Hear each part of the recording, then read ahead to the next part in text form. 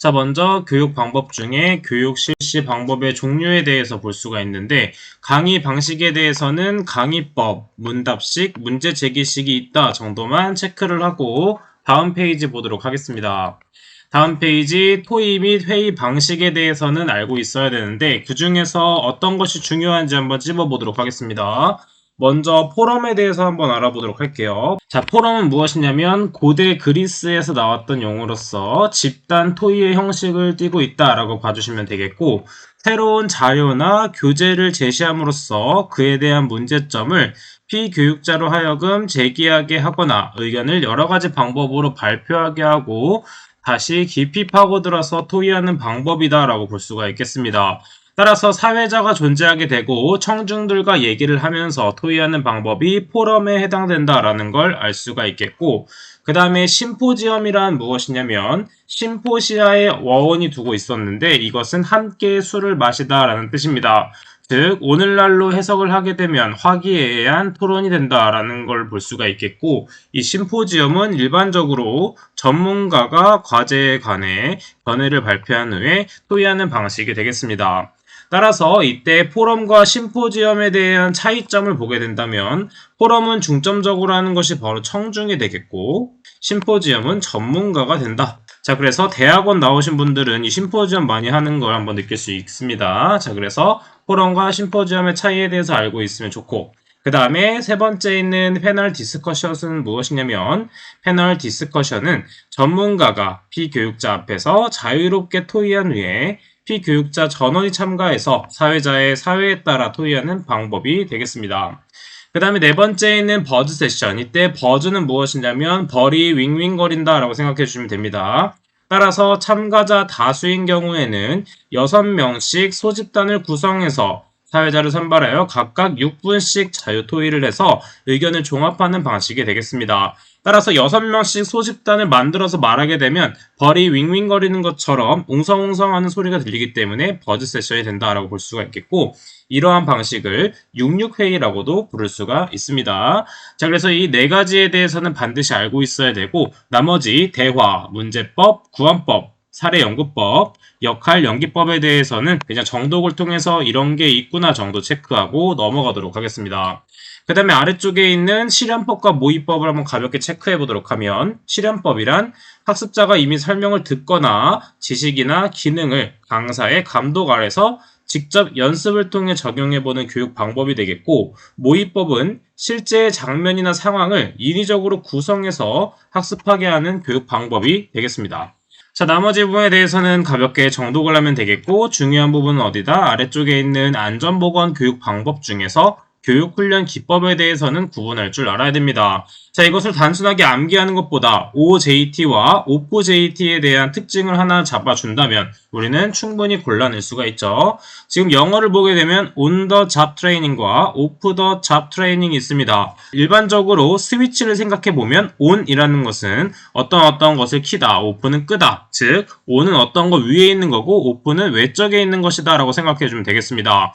자, 그래서 이때 on은 일을 하는 도중에 훈련을 받는 거다라고 생각을 해주면 되고, OFJT는 일을 하지 않을 때 따로 한 장소에 모여서 외부 강사로부터 교육을 하는 형태가 되겠습니다. 일을 하면서 교육을 받는 OJT에 대해서 생각을 해보게 되면 일을 하는 도중에 교육을 받는 것이기 때문에 개별적인 교육이 가능하며 실정에 맞는 실체적 훈련이 가능하다는 특징이 있습니다. 또한 교육 효과가 즉시 업무에 연결이 되기 때문에 업무의 계속성이 끊어지지 않는다는 특징이 있고, 그 다음에 효과가 업무에 바로 나타나는 특징이 또 있겠죠. 자, 그 다음에 OFJT의 특징을 보게 되면 일이 다 끝나고 나서 한 장소에 모여서 하는 것이기 때문에 다수의 근로자에게 조직적 훈련이 가능한 방법이 되겠고, 그 다음에 일을 하지 않고 훈련만 하는 것이기 때문에 훈련에만 전념할 수 있으며, 그 다음에 많은 지식과 경험을 교류할 수 있는 장점이 있겠습니다. 자, 그래서 OJT와 OFJT에 대한 특징은 반드시 알고 있어야 되겠습니다. 자, 다음은 기업 내 정형교육인 TWI에 대해서 보도록 하겠습니다. TWI는 트레이닝, 그리고 산업이 되겠죠. 자, 그래서 일반적으로 이것을 뜻하는 것이 무엇이냐면 생산성을 향상시키기 위한 교육이 된다라고 볼 수가 있겠죠. 자, 그래서 교육 대상은 일선 관리 감독자라고 볼 수가 있겠고, 이때 교육 내용의 네 가지는 모두 암기를 하고 있어야 됩니다. 첫 번째는 JST, Job Safety Training이라고 해서 이때 Safety는 안전에 해당이 되겠죠. 자, 그래서 이 JST는 감독자와 작업자에게 잠재적인 위험 인식을 제거해 주는 것이 되겠습니다. 그 다음에 두 번째 JMT는 메소드가 들어가기 때문에 메소드는 방법이 되겠죠. 자, 방법이기 때문에 작업자 스스로 작업이 효율적인지를 평가하고 이게 효율적이지 않을 경우에는 개선점을 발견해서 체계적으로 평가하는 방법이 JMT가 되겠습니다.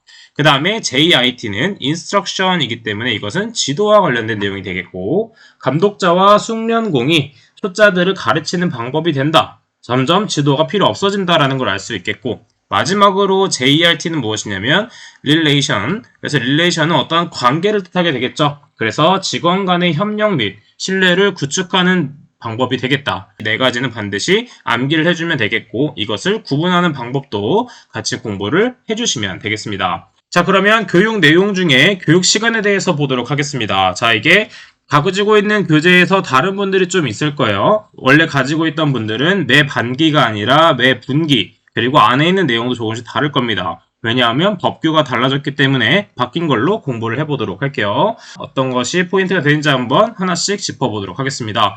먼저 정기교육, 채용시 교육에 대해서는 정말 중요한 방법이 되는데, 왜냐하면 실질적인 우리가 실무를 통해서 보았을 때 많이 적용되는 부분이기 때문입니다.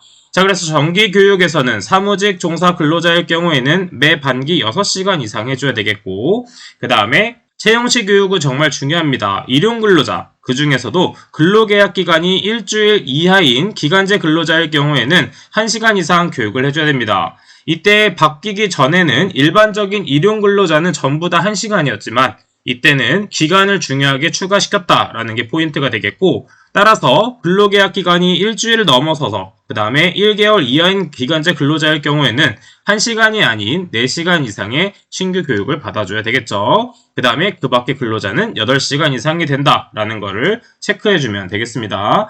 자, 그 다음에 아래쪽에 있는 부분도 마찬가지로 일반 일용근로자가 아니라 일용근로자인데 근로계약 기간이 일주일 이하인 기간제 근로자도 포함이 된다라는 것도 같이 암기를 해주시면 되겠습니다. 자, 다음은 특별교육과 건설업 기초안전보건교육에 대한 부분이 있는데, 특별교육 부분은 가볍게 정독을 해주면 되겠고, 그 다음에 건설업 기초안전보건교육은 실무에서 정말 중요합니다. 왜냐하면 기초안전보건증이 정말 중요한데 이것이 없을 경우에는 실무에 투입할 수가 없습니다. 따라서 이때 일용근로자 모든 분들에 대해서는 이때 이수증을 모두 확인을 해줘야 되고, 이때 이수증은 어떠한 특정 교육기관에서 교육을 하게 돼서 4시간 이상 교육을 하게 된다라는 것을 알 수가 있게 됩니다. 정말 실무에서 많이 나오는 부분이기 때문에 이때 기초안전보건증은 정말 중요하다라고 체크를 해주시면 되겠죠. 그 다음에 아래쪽에 관리감독자가 원래 위의 표와 같이 있었는데 이게 법규가 바뀌면서 이렇게 따로 분리가 되었습니다. 따라서 기존에도 존재했던 정기교육은 연간 16시간 이상 교육을 받아야 됐고, 그 다음에 추가된 것들이 아래쪽 3가지가 되겠습니다. 채용시에는 8시간, 그 다음에 변경시에 2시간, 특별교육은 가볍게 정독을 해주도록 할게요. 그 다음에 아래쪽에 있는 안전보건관리 책임자 등의 교육에 대해서는 어떤 것이 중요하냐면, 지금 자세히 보게 되면 안전보건관리 책임자와 안전보건관리 담당자가 나머지 부분과 다른 것을 파악해 볼 수가 있습니다. 따라서 안전보건관리 책임자는 34시간과 24시간이 아니라 신규 보수 모두 6시간 이상이다라는 걸 체크해서 암기해주면 되겠고, 그 다음에 안전보건관리 담당자는 신규 교육은 따로 없으며 보수 교육일 경우에는 8시간 이상이 된다. 그리고 나머지 5가지는 같기 때문에 이 2가지만 외워준다면 나머지 문제도 골라낼 수가 있게 되겠죠. 그 다음에 해당 부분은 추가된 법령이기 때문에 정독을 통해서 이런 것이 있구나 정도 체크를 하고 넘어가 주시면 되겠고, 자, 다음은 안전보건 교육 대상별 교육 내용에 대해서 보도록 하겠습니다. 기존에는 근로자 정기안전보건 교육 내용에 관리자도 포함되어 있는데 이제 이것이 분리되었다라고 봐주시면 되겠고, 그 다음 중요한 것은 무엇이냐면 산업안전 산업기사에서는 출제율이 낮지만 추가된 사항에 대해서는 반드시 알고 있어야 됩니다. 왜냐하면 위험성 평가에 대한 중요도가 높아졌기 때문에 정기교육도 마찬가지로 위험성 평가에 관한 사항, 채용 시 교육 및 작업 내용 변경 시에도 반드시 위험성 평가에 관한 사항이 추가되었기 때문에 추가된 사항에 대해서는 반드시 암기해 놓도록 하겠습니다. 관리 감독자의 안전보건 교육 또한 추가되었는데 마찬가지로 위험성 평가에 대한 사항, 그 다음에 마찬가지로 관리 감독자 채용 시에도 위험성 평가에 관한 사항은 반드시 체크를 해서 암기를 해주도록 하겠습니다. 다음은 특별교육 대상에 따라서 작업별 교육 내용이 다르다는 것을 알 수가 있습니다. 자, 그래서 우리가 신규자가 들어오게 되면 일반적으로 보통적인 일을 하게 될 경우에는 위에서 언급했던 신규 채용자 교육만 실시하면 되지만 이렇게 특별 공종에 대해서는 신규 채용자 교육을 한 이후에 추가적으로 특별교육 대상 작업별 교육을 진행해 줘야 됩니다. 그 중에서 중요한 것들을 체크해 보도록 하면 3번에 있는 밀폐된 장소에서 우리가 작업을 했을 경우에는 작업 순서, 안전 작업 방법 및 수치에 관한 사항, 환기 설비에 관한 사항, 그 다음에 전격 방지 및 보호구 착용, 정말 중요하겠죠. 그 다음에 밀폐된 장소이기 때문에 산소 부족으로 인한 질식 시 응급 조치에 관한 사항을 알고 있어야 되겠고, 작업 환경 점검에 관한 사항 또한 교육을 받아야 되겠습니다. 다음에서 중요한 건 무엇이냐면 쭉 넘어가서 전압이 75V 이상인 정전 및 활선 작업, 어떤 교육을 받아야 된다? 당연히 정전 및 활선 작업이기 때문에 전기의 위험성에 대해서 교육을 해줘야 되겠고, 그 다음에 해당 설비를 어떤 식으로 보수 점검해야 되는지, 그 다음에 정전 작업과 활선 작업 시에 안전 작업 방법 및 순서에 관한 사항, 그 다음 마찬가지로 보호구를 착용해줘야 되겠죠. 절연용 보호구 및 활선 작업용 기구 등의 사용에 대한 사항. 자, 그럼 다음 보도록 하겠습니다. 19번에 있는 굴착면의 높이가 2m 이상이 되는 집안 굴착에 대해서는 집안의 형태, 구조 및 굴착 요령, 그 다음에 집안의 붕괴재 예방에 관한 사항, 그 다음에 붕괴 방지용 구조물의 설치 및 작업 방법에 관한 사항을 알고 있어야 되겠고, 마찬가지로 항상 보호구 착용은 정말 중요하기 때문에 어떤 보호구를 착용하고 사용에 관한 사항에 대해서는 교육을 시켜줘야 되겠죠. 자, 그럼 다음 페이지 계속 가보도록 할게요. 자, 그 다음에 비계 작업, 비계의 조립 및 해체 또는 변경하는 작업 시에는 비계의 조립 순서 및 방법, 그 다음에 비계 작업의 재료 취급 및 설치, 마찬가지로 추락할 위험이기 때문에 추락재해 방지, 마찬가지로 보호구 착용 정말 중요하겠고, 비계 상부에서 작업 시에 최대 적재 하중에 관한 사항, 무한대로 쌓을 수 없기 때문에 최대 적재 하중은 어느 정도가 되는지 반드시 알고 있어야 되는 포인트가 되겠습니다. 다음 페이지 밀폐 공간에서의 작업도 나와 있네요. 자, 이것도 마찬가지로 보호구 착용, 그 다음 보호 장비 정말 중요하겠고, 산소 농도 측정에 관한 거 정말 중요하겠죠. 왜냐하면 밀폐 공간에서는 정말 산소가 부족할 수 있기 때문에 이러한 사항에 대해서는 반드시 알고 있어야 되겠습니다. 자, 그래서 여기까지 한번 쭉 읽어봤고, 나머지 부분에 대해서는 가볍게 정독을 통해서 이런 것이 있구나 정도 체크를 하고 넘어가 주시면 되겠습니다. 자, 그러면 오늘의 마무리 강의 한번 보도록 할게요. 자, 이번 강의의 중요한 포인트가 되겠습니다. 먼저 토의 방식에는 포럼, 심포지엄, 패널 디스커션, 버드 세션에 대해서는 구분할 수 있어야 됐었죠. 자, 그래서 일반적으로 포럼과 심포지엄의 차이점에 대해서도 알고 있어야 되겠고, 패널 디스커션은 무엇이고, 버드 세션은 무엇인지 체크해주면 되겠고, 그 다음에 교육훈련 기법에서 OJT와 OFJT가 많이 출제되기 때문에 OJT는 일을 하면서 교육하는 것, 그 다음에 OFJT는 따로 한 장소에 모아서 교육하는 것이다 라는 걸 알 수가 있겠죠. 그 다음에 TWI에서 중요한 것은 무엇이다? 이 네 가지를 모두 알고 있어야 되는데, JST에서 S는 안전, 그 다음에 M은 방법, I는 지도, 그 다음에 R은 관계에 해당된다 라는 걸 외워줬습니다.